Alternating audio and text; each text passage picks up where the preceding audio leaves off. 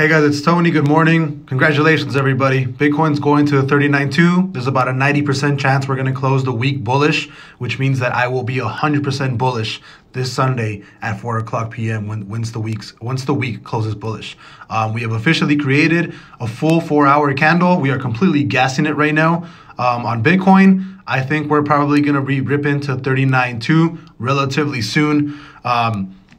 I don't know what to tell you guys. Congrats everybody that held. I think this is going to be the bottom. As soon as we close a bullish week on Sunday, I'm officially calling the bottom, and I'm 100% bullish. But as of right now, we are officially closing a 4-hour candle above that huge downtrend that we've had ever since not even like November something. Or watch, let's keep going all the way back. Let's go all the way back.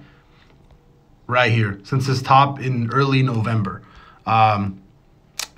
The best thing that I can say is if you guys haven't loaded up, it's time to load up. I'd wait. Maybe I'm probably going to load up on Sunday. I want to make sure that the official close happens before I start loading up.